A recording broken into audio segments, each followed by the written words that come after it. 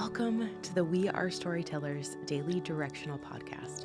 These are navigational messages designed to keep us pointing in the right direction. Genesis chapter 28, verse 10 through 30, verse 24. Jacob left Beersheba and set out for Haran. When he reached a certain place, he stopped for the night because the sun had set. Taking one of the stones there, he put it under his head and lay down to sleep. He had a dream in which he saw a stairway resting on earth with its top reaching to heaven, and the angels of God were ascending and descending on it. There above it stood the Lord, and he said, I am the Lord, the God of your father Abraham and the God of Isaac. I will give you your descendants the land on which you are lying. Your descendants will be like the dust of the earth, and you will spread out to the west and to the east and to the north and to the south. All peoples on earth will be blessed through you and your offspring. I am with you and will watch over you wherever you go, and I will bring you back to this land. I will not leave you until I have done what I have promised you. When Jacob awoke from his sleep, he thought, surely the Lord is in this place, and I was not aware of it. He was afraid and said, how awesome is this place! This is none other than the house of God. This is the gate of heaven. Early the next morning, Jacob took the stone he had placed under his head and set it up as a pillar and poured oil on top of it. He called that place Bethel, though the city used to be called Luz. Then Jacob made a vow, saying, if God will be with me and will watch over me on this journey I am taking, and will give me food to eat and clothes to wear, so that I return safely to my father's household, then the Lord will be my God, and this stone that I have set up as a pillar will be God's house. And of all that you give me, I will give you a tenth. Then Jacob continued on his journey and came to the land of the eastern peoples. There he saw a well in the open country with 3 flocks of sheep lying near it, because the flocks were watered from that well. The stone over the mouth of the well was large. When all the flocks were gathered there, the shepherds would roll the stone away from the well's mouth and water the sheep. Then they would return the stone to its place over the mouth of the well. Jacob asked the servants, my brothers, where are you from? We're from Haran, they replied. He said to them, do you know Laban, Nahor's grandson? Yes, we know him, they answered. Then Jacob asked them, is he well? Yes, he is, they said, and here comes his daughter Rachel with the sheep. Look, he said, the sun is still high. It is not time for the flocks to be gathered. Water the sheep and take them back to the pasture. We can't, they replied, until all the flocks are gathered and the stone has been rolled away from the mouth of the well. Then we will water the sheep. While he was still talking with them, Rachel came with her father's sheep, for she was a shepherd. When Jacob saw Rachel, daughter of his uncle Laban, and Laban's sheep, he went over and rolled the stone away from the mouth of the well and watered his uncle's sheep. Then Jacob kissed Rachel and began to weep aloud. He had told Rachel that he was a relative of her father and a son of Rebekah. So she ran and told her father. As soon as Laban heard the news about Jacob, his sister's son, he hurried to meet him. He embraced him and kissed him and brought him to his home, and there Jacob told him all these things. Then Laban said to him, you are my own flesh and blood. After Jacob had stayed with him for a whole month, Laban said to him, just because you are a relative of mine, should you work for me for nothing? Tell me what your wages should be. Now Laban had 2 daughters. The name of the older was Leah, and the name of the younger was Rachel. Leah had weak eyes, but Rachel had a lovely figure and was beautiful. Jacob was in love with Rachel and said, I'll work for you 7 years in return for your younger daughter, Rachel. Laban said, it's better that I give her to you than to some other man. Stay here with me. So Jacob served 7 years to get Rachel, but they seemed like only a few days to him because of his love for her. Then Jacob said to Laban, give me my wife. My time is completed, and I want to make love to her. So Laban brought together all the people of the place and gave a feast. But when evening came, he took his daughter Leah and brought her to Jacob, and Jacob made love to her. And Laban gave his servant Zilpah to his daughter as her attendant. When morning came, there was Leah.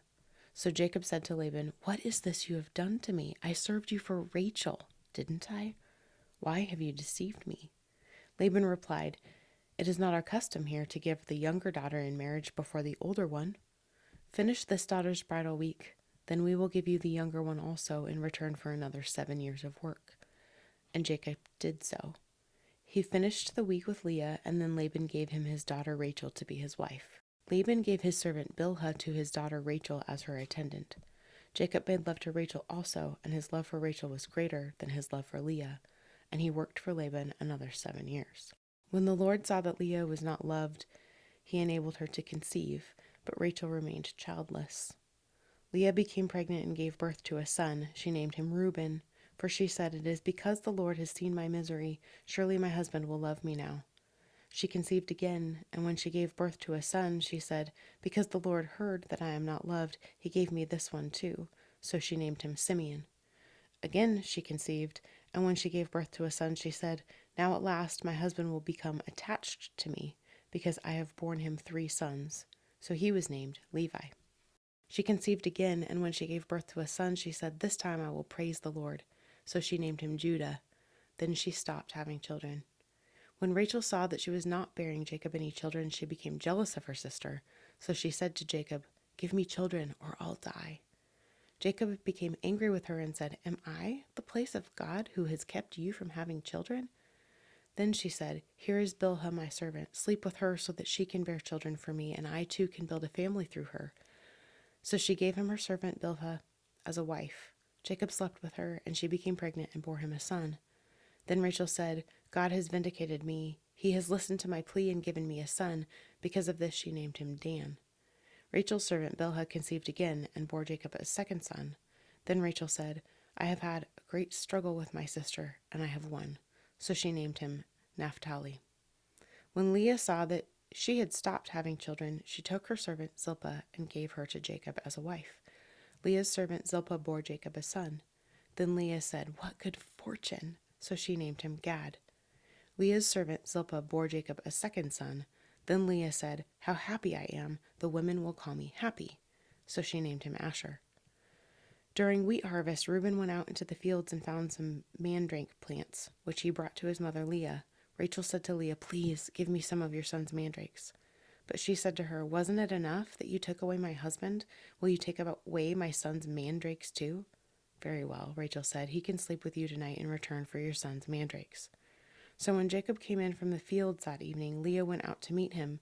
"You must sleep with me," she said. "I have hired you with my son's mandrakes." So he slept with her that night.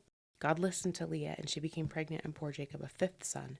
Then Leah said, "God has rewarded me for giving my servant to my husband." So she named him Issachar.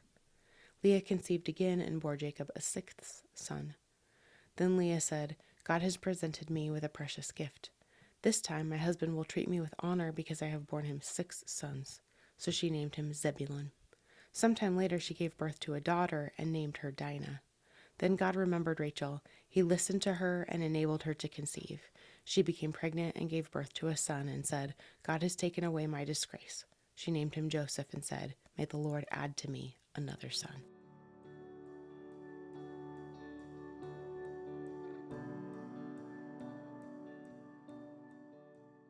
All right, today's questions. What was the name of the place where Jacob had a dream?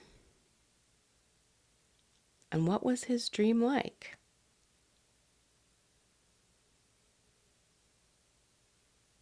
What happened in that place after Jacob encountered God?